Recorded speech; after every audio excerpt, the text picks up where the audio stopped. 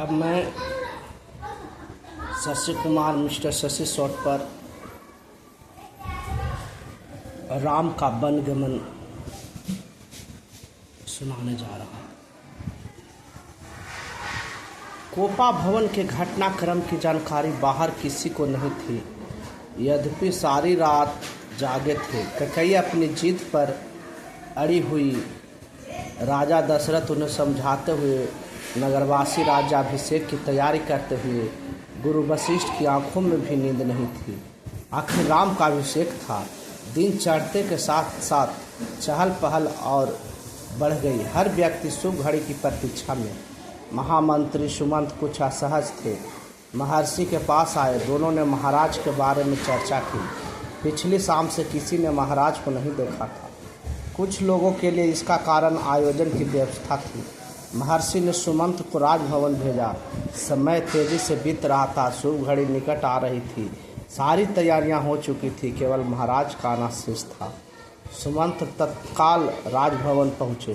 कैकेयी की महल की सीढ़ियां चढ़ते हुए सुमंत को एक अनजान डर ने घेर लिया। अंदर पहुँचे, देखा कि महाराज पलंग पर पड़े हैं, बीमार दिनहीन। सुमित्र का मन भापते हुए कैकेयी ने कहा, चिंता की कोई बात नहीं है मंत्रीवर। महाराज राज्याभिषेक के उत्साह में रात भर जागे हैं। वे बाहर निकलने से पूर्व राम से बात करना चाहते हैं। कैसी बात? सुमंत ने पूछा। मैं नहीं जानती। अपने मन की बात वे राम को ही बताएंगे। आप उन्हें बुलाइए लाइए। दशरथ ने बहुत क्षीण स्वर में राम को बुलाने की आज्ञा दी। सुमंत के मन में कई तरह की आशंकाएं थी, पर वे उन्हें टालते रहे। राम के निवास के बाहर भारी भीड़ थी। लक्ष्मण भी वहीं थे। भवन को सजाया गया था। उसकी चमक दमक देखने योग्य थी। सुमंत को देखकर कोलाहल बढ़ गया। लोगों के लिए एक संकेत था राज्याभिषेक के लिए राम को आमंत्रित करने का। सुमंत ने कहा, राजकुमार महाराज ने आपको बुलाया है, आप मेरे साथ ही चलें।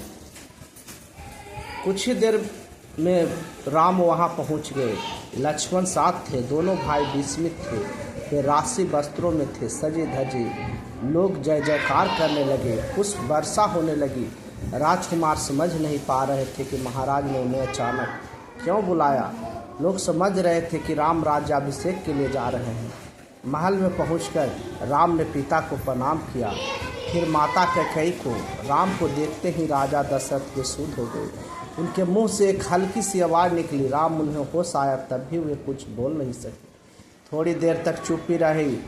असहज सन्नाटा। कोई कुछ नहीं बोला तो राम ने पिता से पूछा, क्या मुझसे कोई अपराध हुआ है? कोई कुछ बोलता क्यों नहीं? आप ही बताइए माते।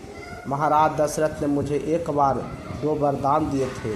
मैंने कल रात वही दोनों वर मांगे हैं जिससे वे पीछे हट रहे हैं। यह शास्त्र सम्मत नहीं है, रघुकुल के नीति के विरुद्ध है। कैकेयी ने बोलना जारी रखा, मैं चाहती हूँ राज्याभिषेक भरत का हो और तुम 14 वर्ष वन में रहो।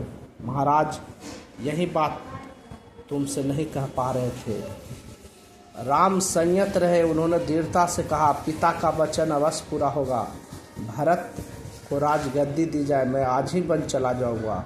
राम की शांत और सधी हुई वाणी सुनकर कैकेयी के चेहरे पर प्रसन्नता छा गई। उनकी मनोकामना पूर्ण हुई।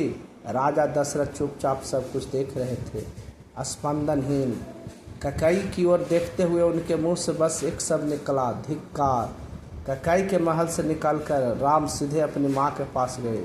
उन्होंने माता कौशल्या को कैकेयी भवन का वर्णन दिया और अपना निर्णय सुनाया।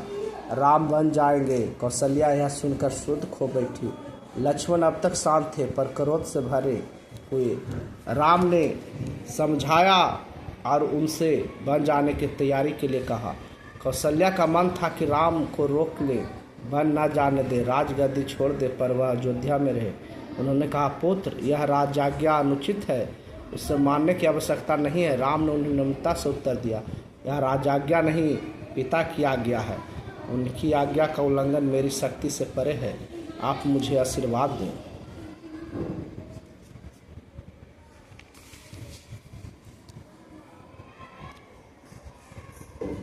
लक्ष्मण से राम का संवाद जारी रहा। राम ने वन गमन को भागवश आया। उलट फेर कहा, लक्ष्मण इससे सहमत नहीं थे, वे इसे कायरों का जीवन मानते थे। उन्होंने राम से कहा, आप बहुबल से अयोध्या का राज सिंहासन छीन लो, देखता हूँ कौन विरोध करता है। अधर्म का सिंहासन मुझे नहीं चाहिए, मैं बन जाऊँगा, मेरे लिए तो जैसा राज सिंहासन जैसा ही वर। कौशल्या ने स्वयं को संभाला, उठी और राम को गले लगा लिया। वे राम के साथ बन जाना चाहती थी। राम ने मना कर दिया, कहा कि वृद्ध पिता को आपके सहारे की अधिक सख्त आवश्यकता है। कौशल्या राम को विदा करते हुए कहा, जाओ पुत्र, 10 दिशाएं तुम्हारे लिए मंगलकारी हो, मैं तुम्हारे लौटने तक जीवित रहूंगी। कौशल्या भवन से निकलकर राम सीता के पास गए, सारा हाल बताया, विदा मांगी, माता पिता की आयु का उल्लेख किया, उनकी सेवा करने का आग्रह किया। कहा, प्रिय तुम निराश मत होना, 14 वर्ष के बाद हम फिर मिलेंगे। राम के वन गमन का समाचार तब तक सीता के पास नहीं पहुंचा था। राम को देखकर कुछ आशंका हुई, अनिष्ट की। राम ने विदा मांगी तो सीता व्याकुल हो गई, क्रोधित भी हुई, निर्णय पर प्रतिवाद किया। राम नहीं माने तो सीता ने उनके साथ जंगल जाने का प्रस्ताव रखा। सीता ने कहा, मेरे पिता का आदेश है कि मैं छाया की तरह हमेशा आपके साथ रहूं।